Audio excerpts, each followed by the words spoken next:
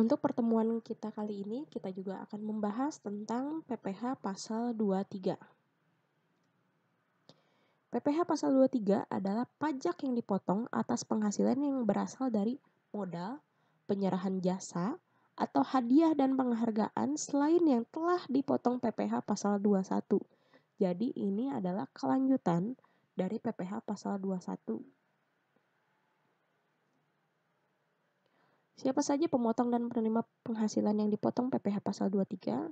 Badan pemerintah, subjek pajak badan dalam negeri, penyelenggaraan kegiatan, BUT, perwakilan perusahaan luar negeri, wajib pajak orang pribadi dalam negeri tertentu yang ditunjuk oleh DJP, penerima penghasilan yang dipotong adalah WP dalam negeri, dan BUT.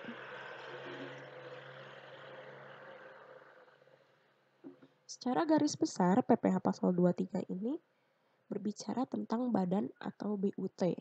Jadi kalau misalkan PPh pasal 22 adalah penyerahan barang, PPh pasal 21 adalah tentang orang pribadi. Sekarang kita adalah ngomongin masalah badan atau dan BUT atau bentuk usaha tetap. Berikut adalah tarif dan objek PPh pasal 23. Nah, yang pertama disimak baik-baik. Ada 4 tarif. Sebetulnya ada 2 tarif, 15% dan 2%. Nah, di sini 4 untuk 15% adalah untuk apa? Untuk dividen yang diterima oleh badan dan BUT, namun dikecualikan adalah ketika dividen tersebut berasal dari cadangan laba yang ditahan. Artinya, dividen ini asalnya adalah dari cadangan laba yang ditahan atau return earning, bukan berasal dari laba bersih. Jadi, ini tidak masuk ke PPh pasal 23. Yang hanya masuk ke PPh pasal 23 adalah pada saat laba bersih tersebut dibagikan untuk menjadi dividen. Lalu yang kedua, dikecualikan untuk perseroan terbatas atau BUMN atau BUMD yang kepemilikan saham pada badan yang memberikan dividen paling rendah 25% dari jumlah modal yang disetor. Maksudnya apa sih? Kalau misalkan BUMN sama BUMD adalah investor yang harus mendapat dividen, maka ini bukan objek pajak PPh pasal 23. Jadi PPh pasal 23 tidak akan dikenakan untuk BUMN dan BUMD. Lalu untuk badan yang dividennya paling rendah 25% dari jumlah modal yang disetor, maksudnya adalah investor yang punya kepemilikan 25% ke atas, maka bukan objek PPh pasal 23. Jadi apa aja sih yang masuk ke objek PPh pasal 23? Artinya adalah badan yang mempunyai modal yang disetor kurang dari 25%. Berarti 24 ke bawah, 1% sampai 24%.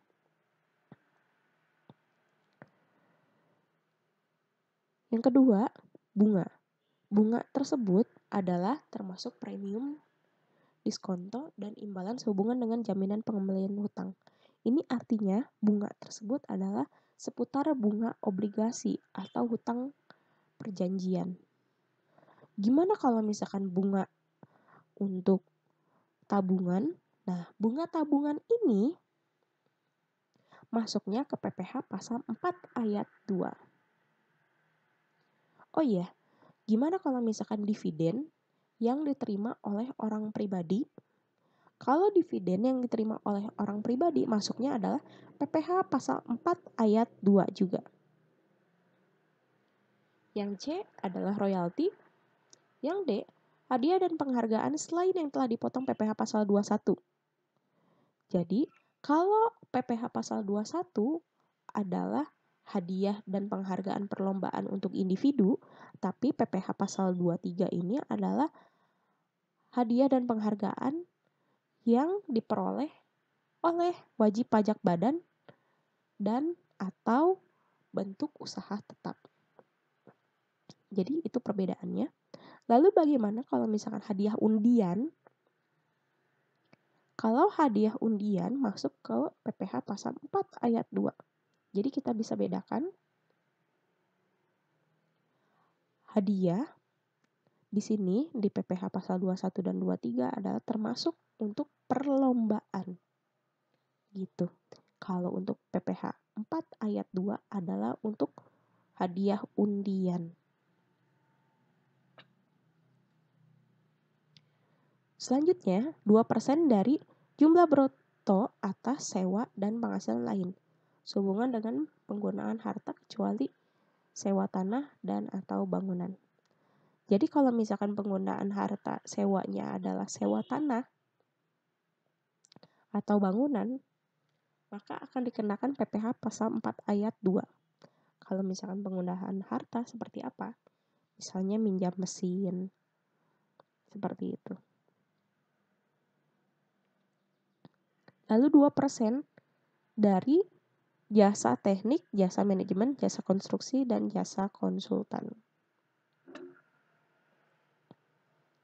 Lalu 2% juga dari jumlah bruto atas imbalan jasa lain berdasarkan peraturan Menteri Keuangan sebanyak 60 jenis.